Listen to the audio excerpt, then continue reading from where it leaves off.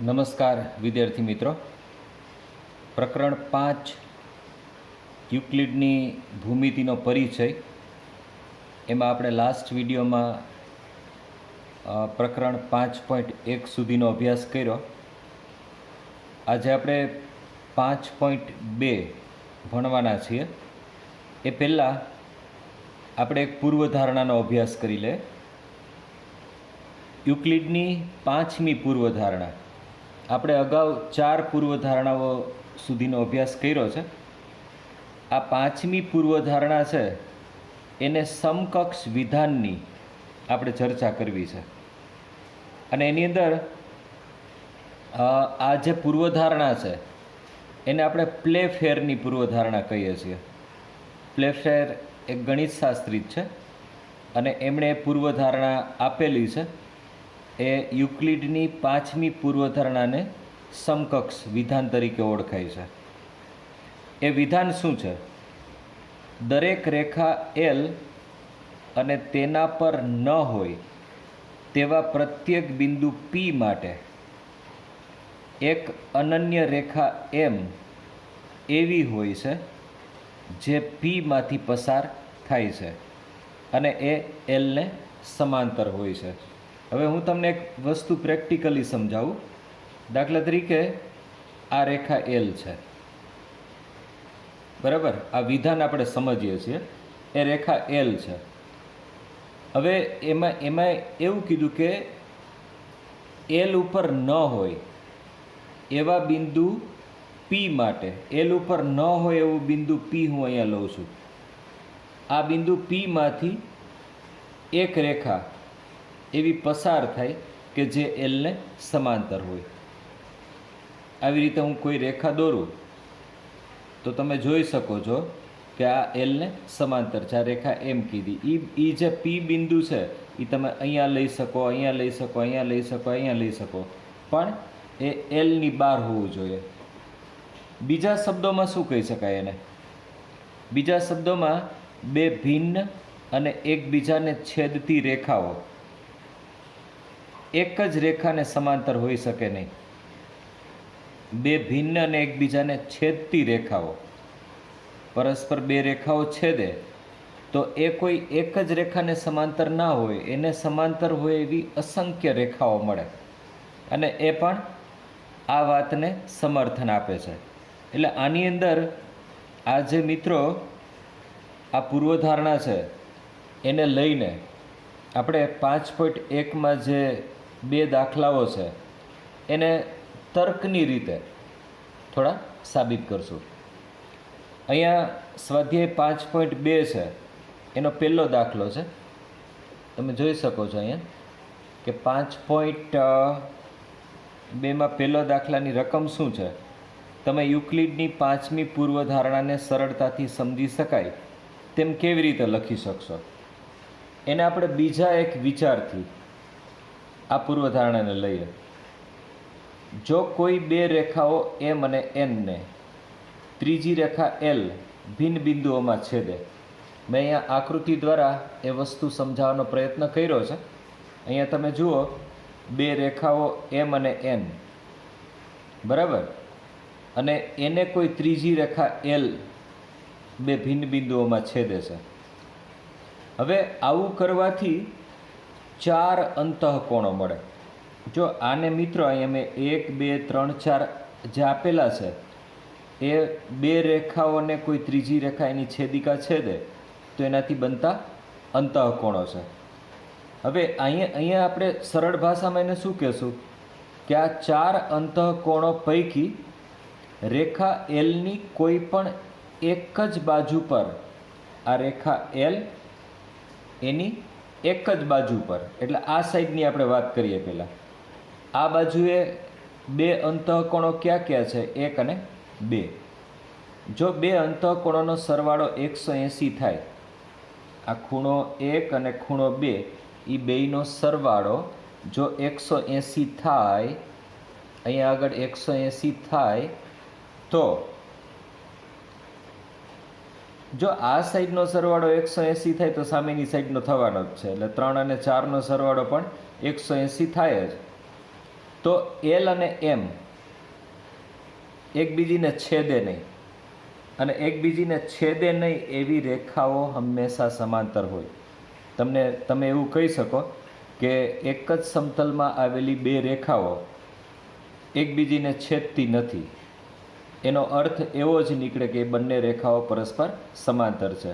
કારણ કે રેખાને અનંત રીતે તમે લંબાવો તો એ રેખાઓ છેદી પણ શકે, પણ જો છેદતી જ નથી તો એ બંને રેખાઓ સમાંતર હોય.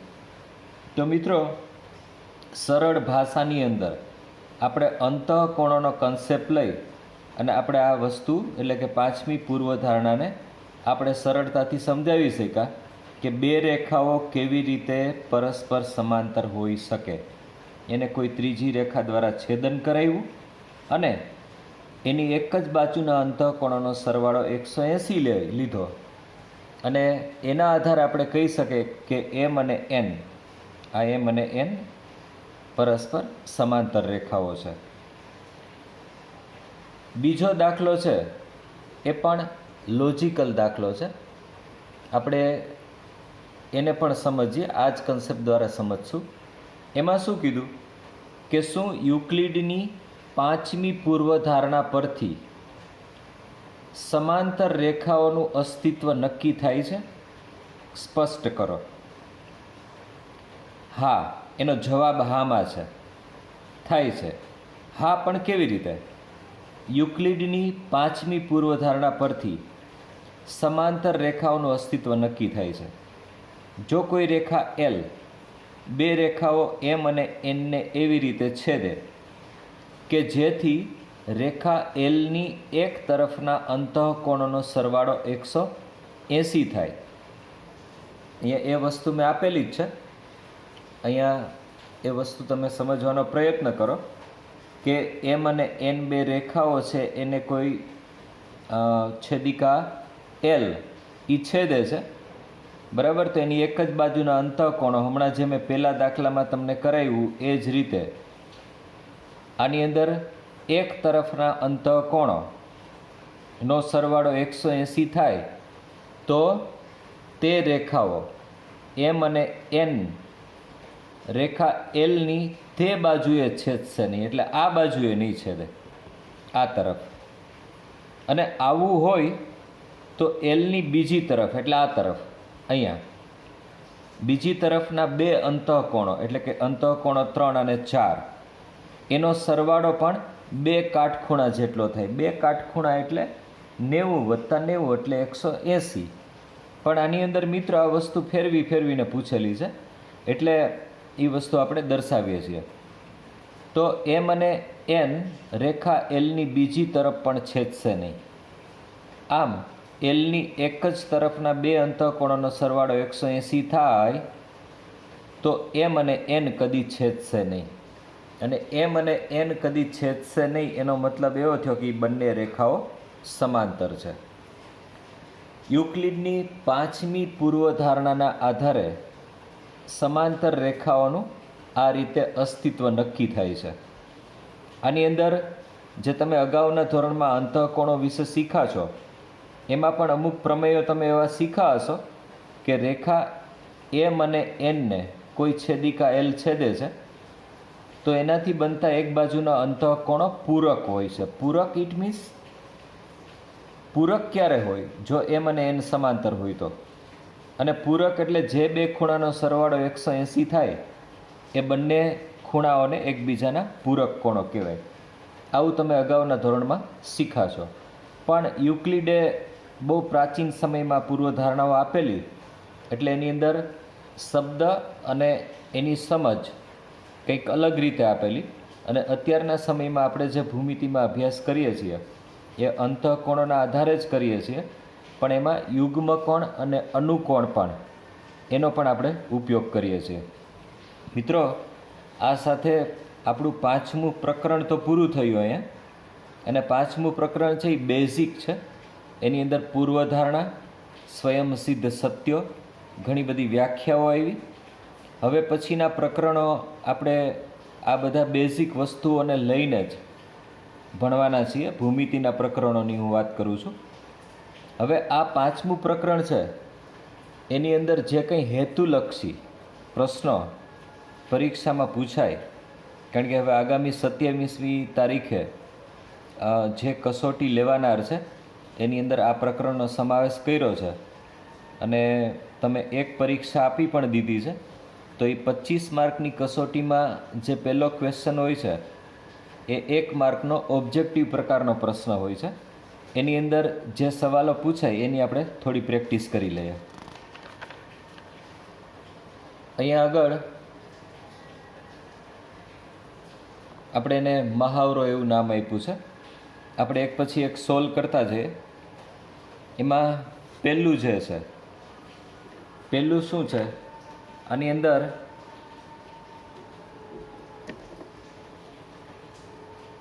પ્રત્યેક વિધાન સાચું બને એ રીતે ખાલી જગ્યા પૂરો. જે વિધાન સાબિત કરવામાં આવે તેને ખાલી જગ્યા કહેવાય.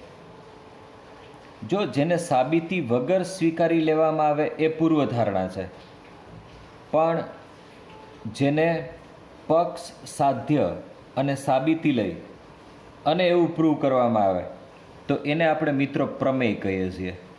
એટલે પહેલી ખાલી જગ્યાનો જવાબ શું આવશે? પ્રમેય.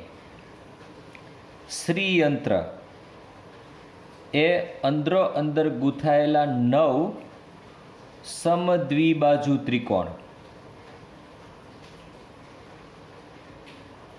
સમદ્વિબાજુ ત્રિકોણનું સંયોજન છે. શ્રીયંત્ર છે એ જ્યોતિષશાસ્ત્રમાં પણ એનો ખાસ એવો ઉપયોગ થાય.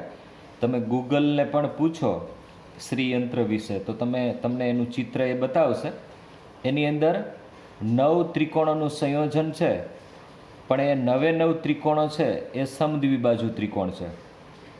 આની અંદર શ્રીયંત્રની આકૃતિ પણ હું વિડીયોની સાથે સ્ક્રીનશોટ પાડીને હું તમારી સાથે મોકલીશ. એની અંદર પણ તમે એ જોઈ શકશો.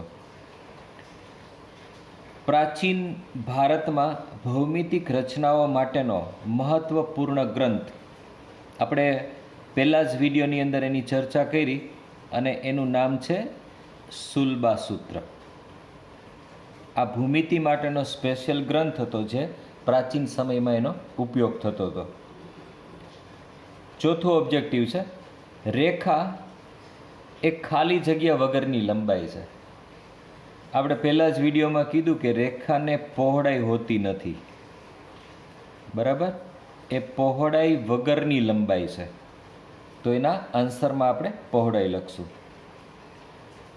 પછીની ખાલી જગ્યા છે કે સિંધુ ખીણની સંસ્કૃતિમાં વપરાતી ઈંટોમાં લંબાઈ, પહોળાઈ અને જાડાઈનો ગુણોત્તર ખાલી જગ્યા હતો. જો એ જે ગુણોત્તર છે એ 4:2:1 હતો. એ આપણે કેવી રીતે રજૂ કરી શકાય? માની લો કે આ એક ઈંટ છે, બરાબર? આ ધારો કે ઈંટ છે, તો આ ઈંટની અંદર આ એની લંબાઈ કહેવાય, આ પહોળાઈ કહેવાય અને આ જાડાઈ કહેવાય, ઊંચાઈ, બરાબર? માની લ્યો કે આ 8 ઇંચ હોય, એને હું 4ના ગુણોત્તરમાં લઉં છું, તો એની પહોળાઈ છે એ એનાથી અડધી. 4ના અડધા 2 થાય ને, તો 8ના અડધા કેટલા થાય? 4 ઇંચ. અને એની જાડાઈ છે એ 2 ઇંચ હોય. એટલે આના અડધા પાછા અહીંયા, એટલે 4ના અડધા પાછા 2.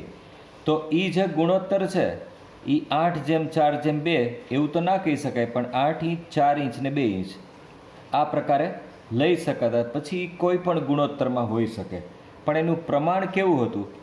4:2:1 લંબાઈ, પહોળાઈ અને જાડાઈનો ગુણોત્તર.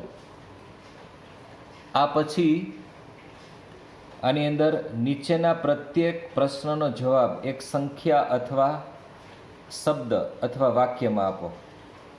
એમાં પહેલું છે, ઘનને કેટલા પરિમાણ હોય? આ ઘન જ છે, જુઓ, બરાબર? એ 3D કહેવાય. એને લંબાઈ, પહોળાઈ ને ઊંચાઈ એ 3 પરિમાણ છે. એટલે ઘનને કેટલા પરિમાણ કહેશું? 3 પરિમાણ, બરાબર? એને શબ્દોમાં લખવું હોય તો આ રીતે લખી શકાય. શ્રીયંત્રમાં કેટલા ઉપત્રિકોણ બને? મિત્રો એમાં તો ઝાઝા બધા ઉપત્રિકોણ બને છે. 43 ઉપત્રિકોણો બને છે. બરાબર. સમતલને કેટલા પરિમાણ હોય? સમતલ એટલે એક સપાટી. માની લો કે લંબચોરસ છે તો લંબચોરસને 2 જ પરિમાણ હોય, લંબાઈ ને પહોળાઈ. બરાબર.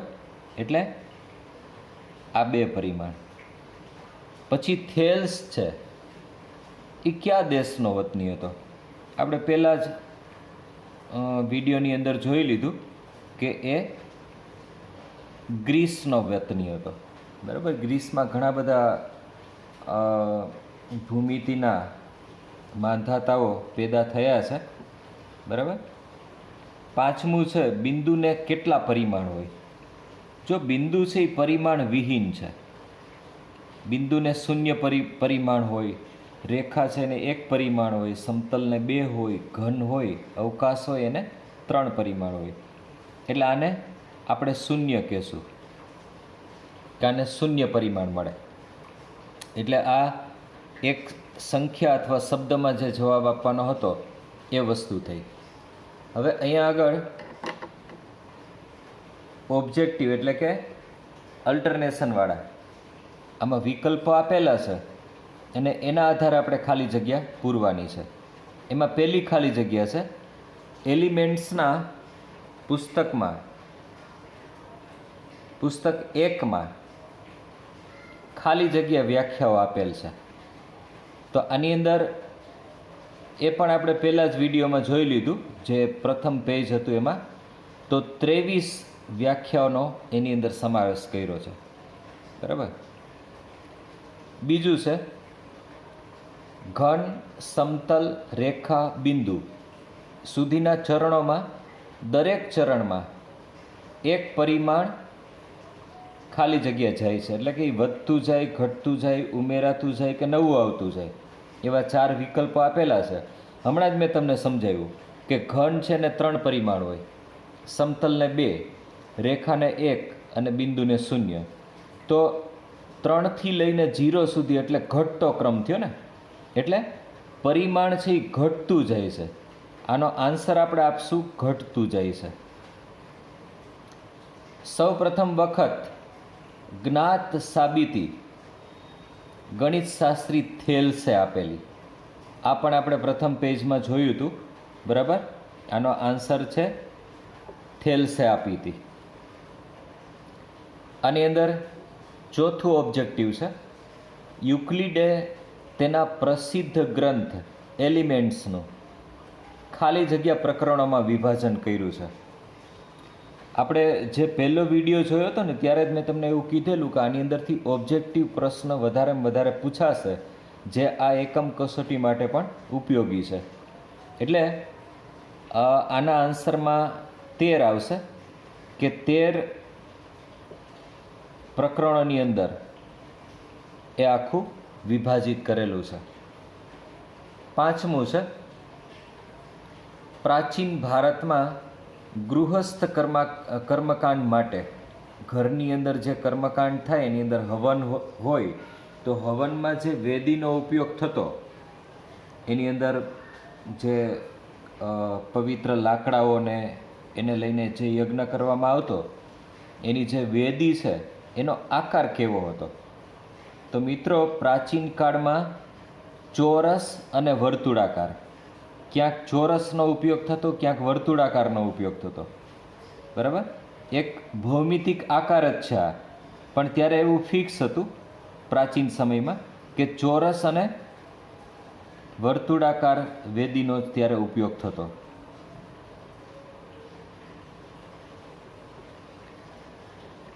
આમાં ચોથો દાખલો છે નીચેના વિધાનો ખરા છે કે ખોટા તે લખો. આપણે જોઈએ પેલું વિધાન છે 2 ભિન્ન બિંદુઓમાંથી પસાર થતી અસંખ્ય રેખાઓ મળે. 5.1માં પણ આપણે વસ્તુ જોઈ છે કે 2 ભિન્ન બિંદુઓમાંથી એક અને માત્ર એક જ રેખા મળે. એટલે આ વિધાનને આપણે ખોટું કહેશું.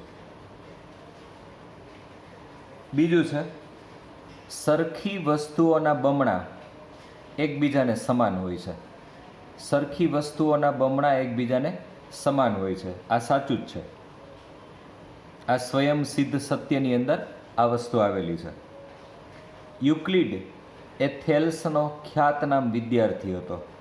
મિત્રો, થેલ્સનો ખ્યાતનામ વિદ્યાર્થી પાયથાગોરસ હતો, યુક્લિડ નહોતો.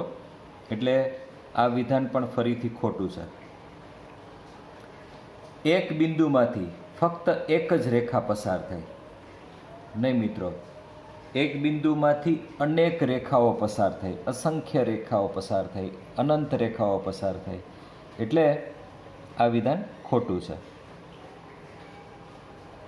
અને પાંચમું વિધાન છે, બે ભિન્ન રેખાઓમાંથી એકથી વધુ બિંદુ સામાન્ય ન હોય. બે ભિન્ન રેખાઓમાં એકથી વધુ બિંદુ સામાન્ય ન હોય. આ વિધાન સાચું છે. કારણ કે બે રેખાઓ ભિન્ન હોય તો એનો મતલબ એવો થાય કે એ બે રેખાઓ કાં તો પરસ્પર છેદે અને કાં તો સમાંતર હોય. જો સમાંતર હોય તો એમાં એક પણ બિંદુ સામાન્ય ન હોય. પણ જો પરસ્પર છેદે તો એમાં એક જ બિંદુ સામાન્ય હોય. એટલે આમાં એકથી વધુ બિંદુ સામાન્ય ન હોય. હા, તો ન જ હોય. એકથી વધારે બિંદુ સામાન્ય ન જ હોય. બરાબર? એટલે વિધાન સાચું છે. એટલે આ મિત્રો આપણે ઓબ્જેક્ટિવની જે કસોટી છે એનો આપણે મહાવરો કરી લીધો. હવે પછી આપણે પ્રકરણ 2 બહુપદી શરૂ કરવાના છીએ. 27મી તારીખે એક્ઝામ છે. આવતીકાલે 22 તારીખ થશે. હવે ખાસો એવો સમય નથી આપણી પાસે. એટલે કાલથી બપોર પછીથી બહુપદી પ્રકરણના 2 કે 3 ભાગ છે એ હું એમાં મૂકતો જઈશ. અને સાથે સાથે અગાઉ જે ચાલી ગયા છે એ પ્રકરણની પણ પ્રેક્ટિસ આપણે કરાવતા રહીશું. એટલે મિત્રો, બીજું પ્રકરણ છે એ ખૂબ લાંબુ પ્રકરણ છે. એટલે તમારે આ વીકની અંદર ખૂબ જ વધારે કામ કરવું પડશે. બાકી નોટ સરસ રીતે બનાવવી પડશે. એની અંદરથી રિવિઝન કરતું રહેવું પડશે. એટલે હું કાલે તમને એ વસ્તુની પ્રેક્ટિસ કરાવીશ. બીજું બહુપદી પ્રકરણ છે એ અલગથી એની અંદર બીજા વિડીયો હું મૂકવાનો છું. સાથે સાથે હું એ ભણાવીશ અને સાથે એક બીજા સર પણ ભણાવશે તમને. બરાબર? એટલે તમે એ પણ સરસ રીતે ભણશો એવી હું આશા રાખું છું. મિત્રો, ફરીથી નવા વિડીયો સાથે આપણે મળશું. આવજો મિત્રો.